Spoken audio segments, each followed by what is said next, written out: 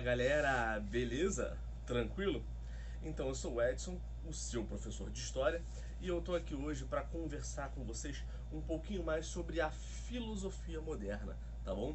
Uma segunda parte aí das nossas conversas sobre a filosofia moderna, mas hoje eu quero perguntar uma coisinha para vocês. Vocês sabem o que é ciência? Vocês sabem quando o pensamento científico se torna importante? Ciência fala a verdade ou não fala a verdade?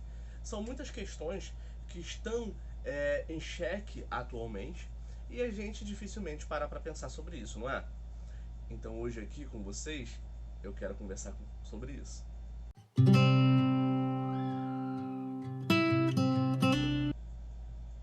Há mais coisas entre o céu e a terra do que sonha a nossa vã filosofia. Essa é uma frase de William Shakespeare na obra Hamlet. Ah, Shakespeare é uma delícia, né? Shakespeare é uma literatura maravilhosa, mas Shakespeare não entendia lá muita coisa de filosofia, né? Brincadeira. Mas olha só, essa frase é uma frase que eu amo e ao mesmo tempo eu odeio, detesto, porque existem mais coisas entre o céu e a terra do que imagina a nossa vã filosofia. Primeiro que ela coloca a filosofia num lugar bastante marginalizado nessa frase. E depois que ela estabelece uma dualidade que era muito comum no pensamento até aquele momento, né? Até aí, século XV e XVI, né? Um pensamento teológico, né? E estritamente cristão nesse caso. Ele está botando a dualidade entre céu e terra, mundo e céu, né? E dentro dessa dualidade ele está botando uma relação de mistério, uma relação que é basicamente com que trabalha a teologia medieval. Pois é, esse nosso assunto de hoje aqui, ele discorda um pouco dessa frase de William Shakespeare, tá bom? Esse nosso assunto aqui, para falar do nascimento da ciência moderna, como que o pensamento da ciência moderna refuta o pensamento teológico medieval, ele não concorda com a frase de William Shakespeare. E é sobre isso que eu quero falar com vocês.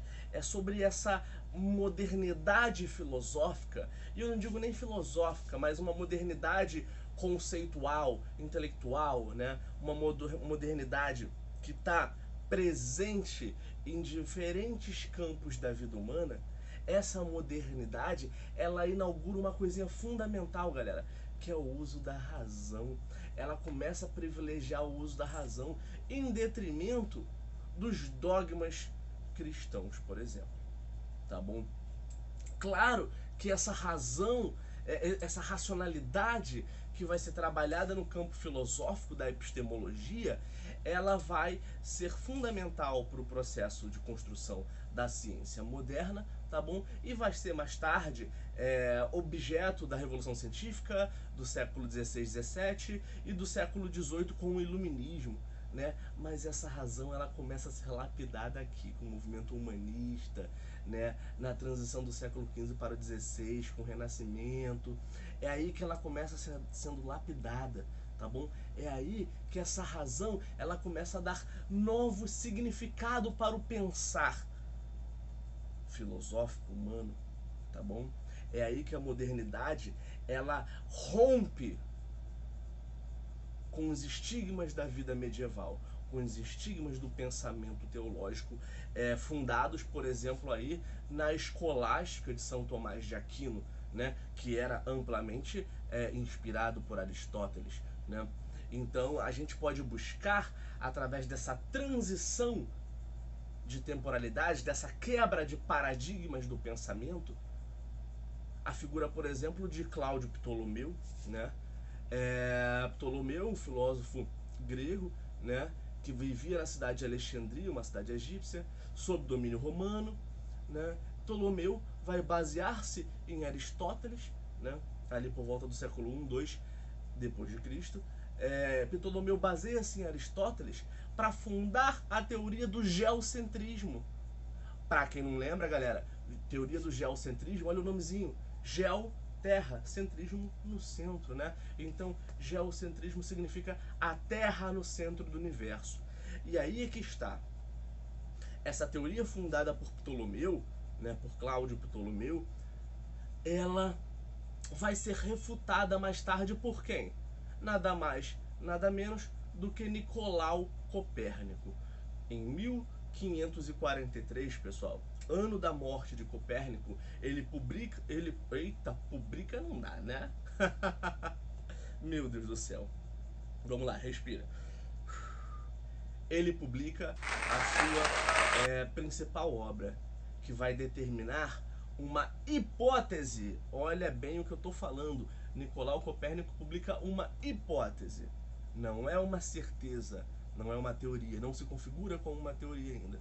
É uma hipótese teórica, tá bom? E essa hipótese é chamada até hoje de heliocentrismo, ou seja, a teoria de Copérnico é que o Sol estaria no centro do universo, tá bom?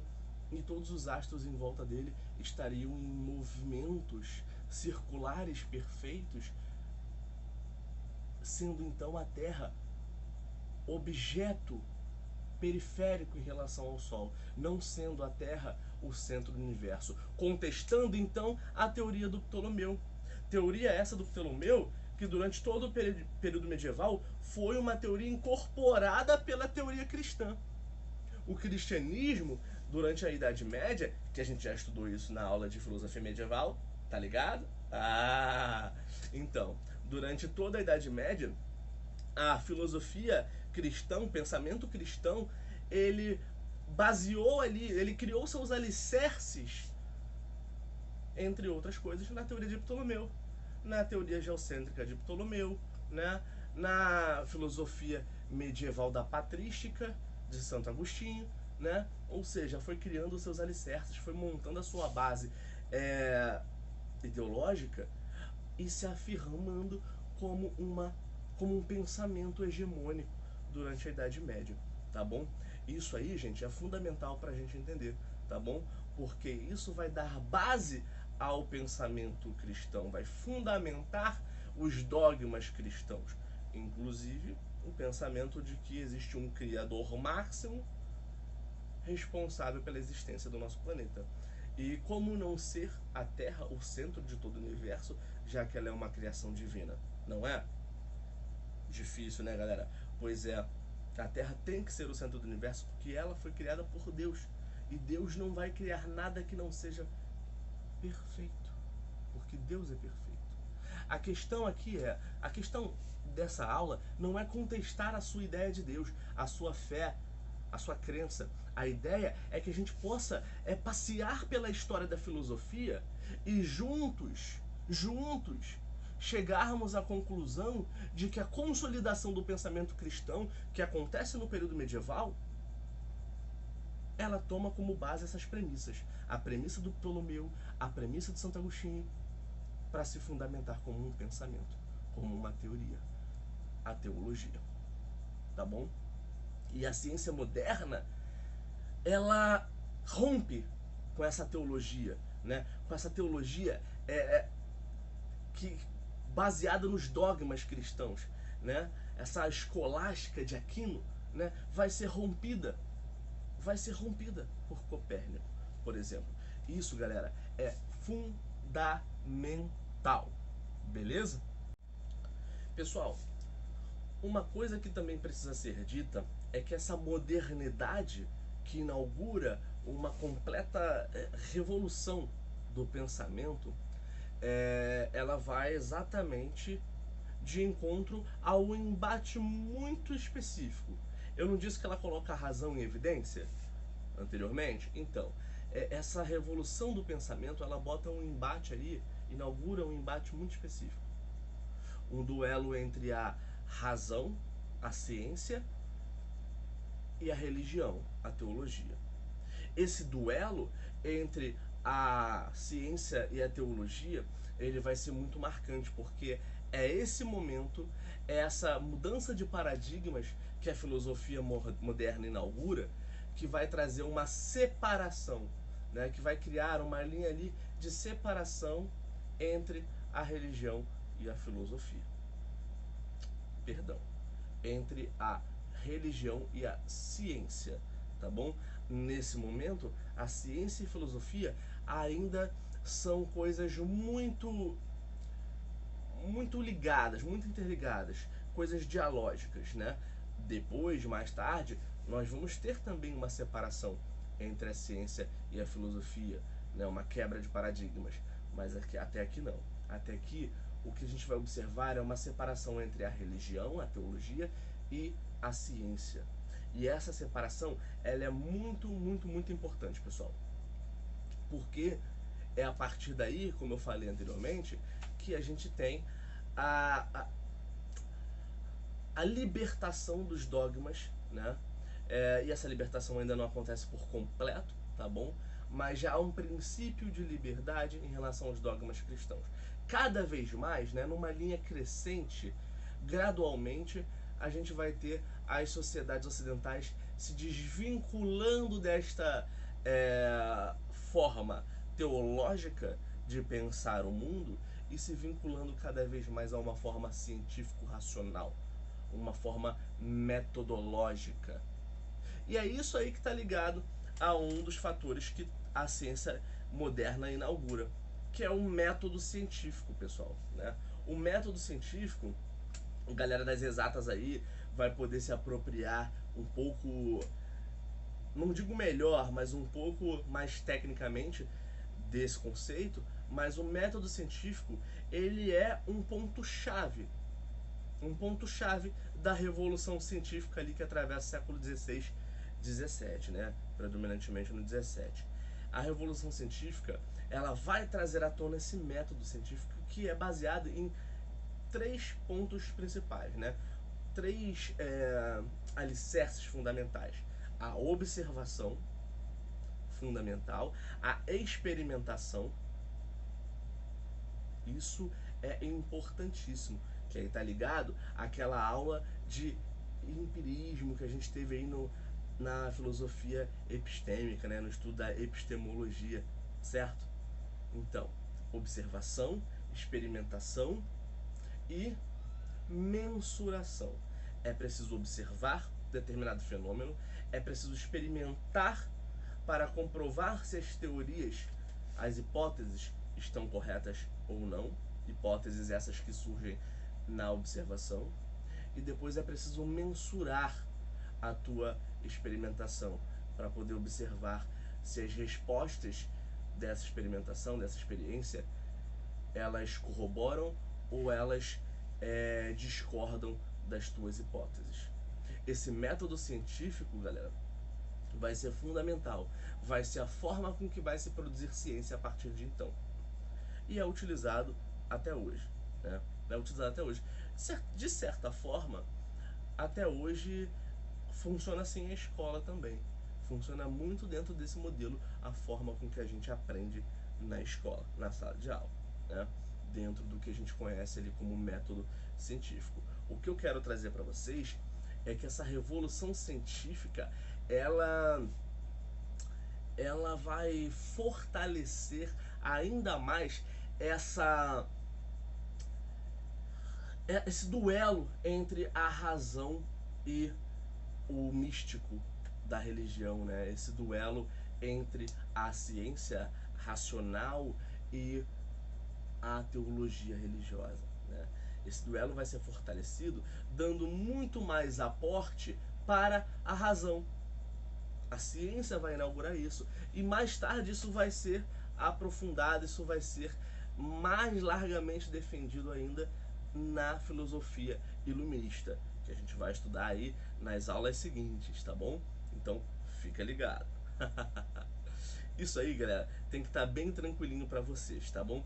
Porque dentro desse grande ambiente de nascimento da modernidade que a gente está falando, né? Eu falei anteriormente da teoria do geocentrismo e do iluminismo, falei aí do geocentrismo de Ptolomeu, do heliocentrismo de Copérnico, e tem Galileu. Galileu vai depois também defender a tese copérnica, né? E vai pagar um alto preço por isso, né? Pelos tribunais da Inquisição da Igreja Católica. Mas é esse duelo entre geocentrismo e heliocentrismo que está marcando essa briga sobre o conhecimento. O conhecimento, pessoal, é poder. Conhecimento sempre foi poder, tá bom? Conhecimento não é uma coisa simples, retórica, né? E aí você, quando tá na escola, perguntar para que eu preciso saber disso? Para que eu preciso saber daquilo? Se teoricamente, eu disse teoricamente, eu nunca vou usar isso na minha vida. Aí é que tá. Né? Conhecimento não é uma coisa abstrata, uma coisa sem propósito, é uma coisa aleatória. Conhecimento é poder, galera. E olha, só quando você entender isso de verdade é que você vai conseguir enxergar amplamente, criticamente o mundo ao teu redor. Conhecimento é poder. Tanto é poder que sempre esteve em disputa e está em disputa até hoje, tá bom? É por isso que não foi uma tarefa fácil para a ciência moderna, para a filosofia moderna, contestar os dogmas medievais, contestar a teologia medieval, o pensamento cristão que já havia sido institucionalizado, fundamentado, enraizado em bases filosóficas também, né? Não se tornou tarefa fácil.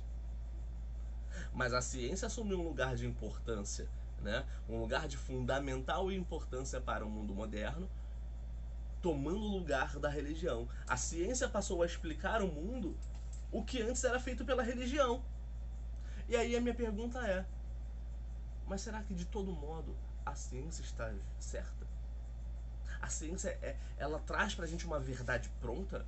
É isso, pronto, acabou? Ou a ciência também é passível de ser contestada? Hein?